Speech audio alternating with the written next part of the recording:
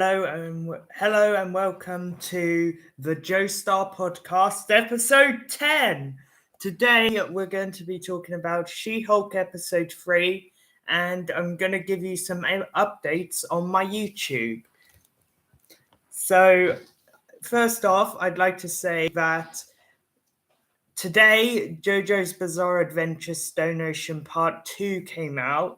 Because I wasn't able to fully watch every episode, I'm going to do it next week, and so I'll have time to watch the episode and then write about it and that sort of thing.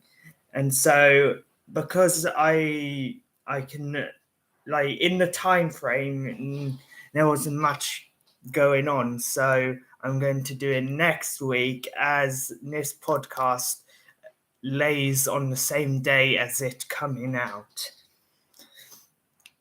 Okay, She-Hulk episode 3.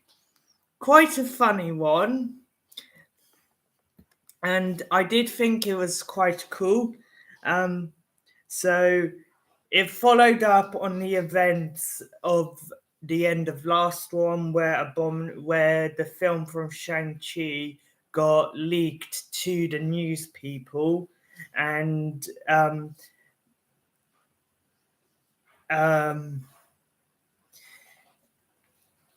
in this version, She-Hulk kind of was like, "Oh, Wong could ruin my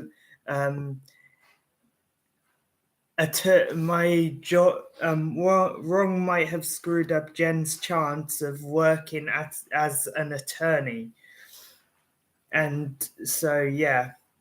Loved the news and video reel talking about She-Hulk and Abomination, and She-Hulk being Abomination's lawyer. There was even a moment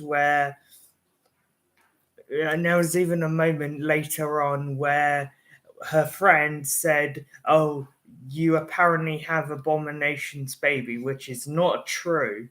And so, yeah. It was pretty funny. There was a shape-shifting Asgardian from New Asgard, and yeah, that was a bit weird and stuff like that. And I didn't really focus much on that, so yeah. Wong references Spider-Man No Way Home, where Doctor Strange manipulated everyone's brain to stop them from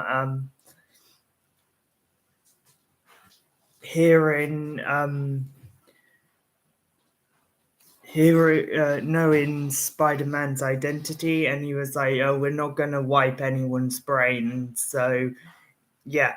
I forgot about Peter Parker. Yeah, it was weird to see Emil. Sorry, I don't know how to say his name correctly. Emil Belowski. Soulmates. His soulmates were just 7 women, and they looked like they were more bride type people rather than who they actually are. Excuse me. Belowski opening his meditation thing, where he was talking to Jen, saying, "I've got a plot of land, and so I'm going to build a meditation thing on there," was probably a nice thing that he's going to do to help people like him and the Hulk.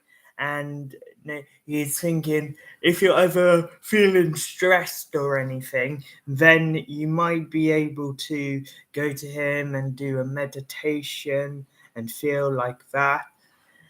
And yeah, Abomination was a little worse than last time, because in in the Ed Norton version, he has a really deep voice, whereas in this one he just speaks the exact same as he does because he's gained control, and he like. I know rampaging monsters are meant to sound fearsome, but it's like the Hulk, like with Ed Norton and Hulk and Mark Ruffalo's version, the Hulk was like he barely spoke and he was like Hulk smash and that sort of thing. Yeah. There was a moment when they crossed over to both case courses, and they had the Abomination one, and then they had the New Asgardian Shapeshifter one, and so they switched around with that a little bit by adding Jen to the case, and that way she understood. No, she didn't understand, but she helped her co-worker to get the money back. And so there was another moment with Citizen News where I don't know if it was Jen as She-Hulk or something else, but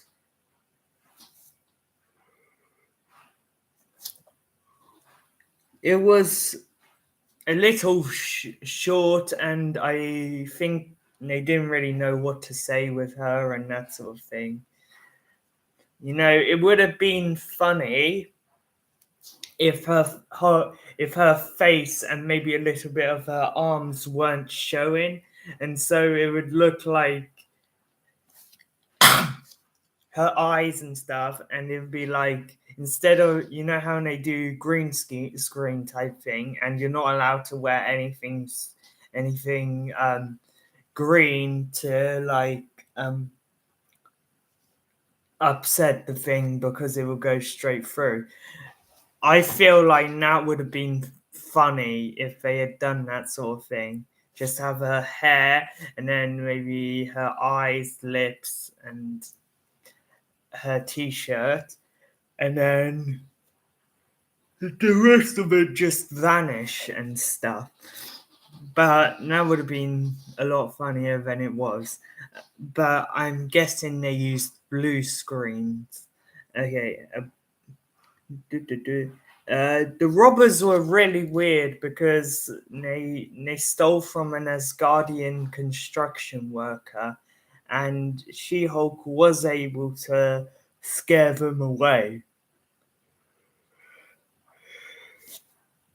I didn't get that much because I was busy enjoying it, but overall, it was one of the best ones. And in the post-credit scene was Megan Thee Stallion dancing with She-Hulk, and they were shaking their bums, and it was a bit rude, but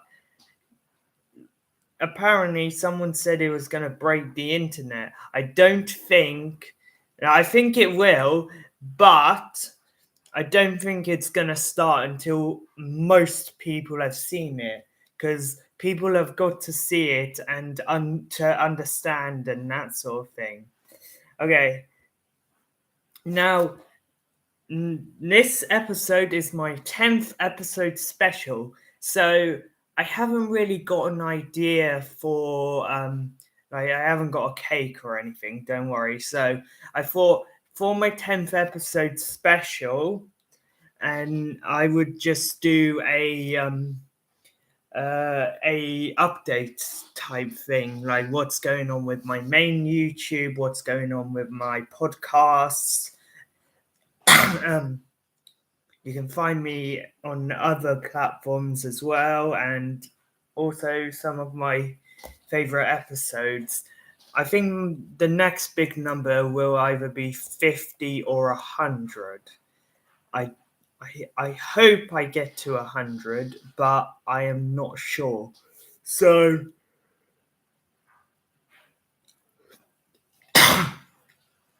I'd have to say some of my favorite parts of my podcast was talking about the films. Like if you go back and you watch, I think it's episode 7 where there's the San Diego Comic Con logo. That is probably my favorite one because we talk so much about Marvel, what was happening, and it just sounded amazing, and it ran for such a long time. I know my podcasts have been between say 20-30 minutes, but that one went on for almost 50 minutes. There was just so much to break down, so much to talk about. And there was also Miss Marvel episode 6, so I had to talk about that, and I I've liked that. So like I started this podcast when Miss Marvel first came out, and that's why I was able to do the first episode of Miss Marvel, and then I was able to talk about Thor: Love and Thunder, and that was another good one, I'd say. If you go onto my channel, I don't know where I think it's down there, but if you go on, look for a Thor: Love and Thunder poster. Watch that video if you love Thor: Love and Thunder. There was a lot going on. I loved it so much. Um, I I just like watching films, and I'm a big fan of Marvel, and so I end up doing that those sorts of shows. So I've just done. I'm talking about She-Hulk, and then and previously I've done Miss Marvel and Thor: Love and Thunder, and I have had some difficulties talking about it because there have been some things that I'm like, they're good, and then other things I'm like, well, they're quite bad. And so yeah um yeah uh okay well, my favorite episode is the Comic-Con one. Why else? Okay, so on to my actual YouTube videos, not my podcast type thing. So this is the podcast where I talk about films and TV shows and whatever's new. And like I said, I'll watch something if I like it and that sort of thing. And that way, yeah, I can tell you guys about it and make everything sound pretty cool. And if you guys like it, I'm happy to keep doing it. You just with this YouTube thing, you just gotta you gotta do as much content as possible and that sort of thing. So I've got podcasts every Thursday, and then I've got a Marvel rewatch challenge where I'm rewatching all the MCU films in a certain way. I think I talked more about that in my last to second to last video. Basically, what's happening is I'm watching each character's film. So I started with Iron Man, Captain America, Thor, and then I watched the Avengers, and then I'm currently watching Spider-Man, and then you go Guardians of Galaxy, Ant-Man, and Doctor Strange, so on and so on, until I get to the TV shows, and then at the end of that, um, at the end of them, I rank them and I say this is how I feel about this one. This one didn't do too good, and then when I get to the end of the weeks, I I I I I've got pieces of paper with the rankings on them, and so what I'll probably do is blue tack them up there and be like, oh, this is where number 1 goes, this is where number 0 goes, well, number 32 or something. but depending on how I feel about them, yeah, that's cool. I've also got ranking the MCU Phase 4 films. So after Wakanda Forever, Phase 4 comes to an end. And so what I've decided to do, films slash TV, I should say, because WandaVision was the first of Phase 4, and then Wakanda. Basically, I'm taking all the films and TV shows from Phase 4, so it will be something like, say, WandaVision, Falcon, Loki, Black Widow, and then so on and so on and so on until we get to Wakanda Forever, and I'll have to rank that. And then I've got a new. I got a new idea. So I was recently reading One Piece, and I shall say spoilers ahead for One Piece. I read the new bounties of the Straw Hat Pirates. I'm not going to say anything, even though I did say spoilers, but the new bounties have come out, and boy, are they large. And so, what I thought about was, what if the Avengers had bounties?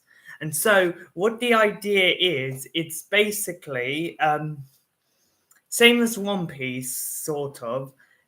Well, I think I have the rules here somewhere. Where is it? Here. So, what the rules are is the character has to have defeated a villain. So, like Iron Man defeated the Ironmonger, Ant-Man with the Yellow Jacket, and so on and so on. And then number 2, any damage to public cause can cause an uprise in their bounty. The government are the enemy, so instead of having like the world government in One Piece giving out the bounties, we have the normal government in the USA giving out bounties. And everything that has happened in the MCU so far can include the future events. So basically, everything up to everything up to She-Hulk. So I'm not counting certain characters. So I've got most of the characters. So I've got Iron Man, so his will be up to Endgame because spoilers again, he passes away. And so, same with Captain America, he will end with Endgame because he goes back to live a life with his girlfriend. And then Thor can go up to Thor Love and Thunder, and then so on and so on. And then like if it's like Falcon and Bucky Barnes, you can go, say, Bucky Barnes was in Captain America, so he would go from the first Avenger to Falcon and the Winter Soldier, and maybe even either Thunderbolts or Captain America 4, depending if he's in there. So we're not sure of the casting yet. So, and there are certain things I thought about already, like this is a spoiler for the video, but and it's not out yet, but I've given Rocket and Groot 200 and 150 berries because Rocket gets 200 because he did Guardians of the Galaxy Volume 2, Avengers Infinity War, and Avengers Endgame. But Groot only gets 150 and 150 because Guardians Volume 2 and Infinity War because he got dusted.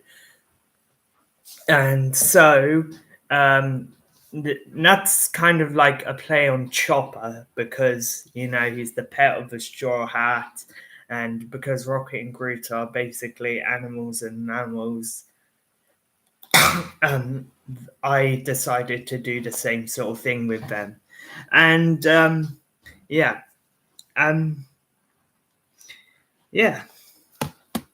that's it for now. Thank you very much for watching.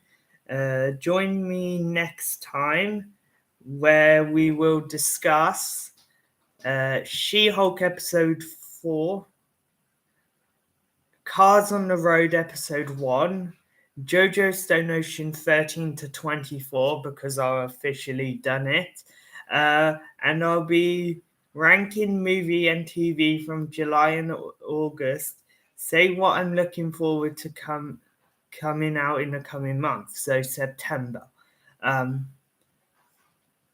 Yeah, that's it.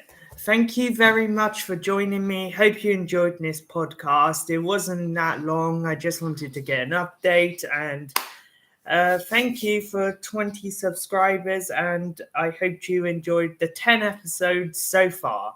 So have a nice time. Bye.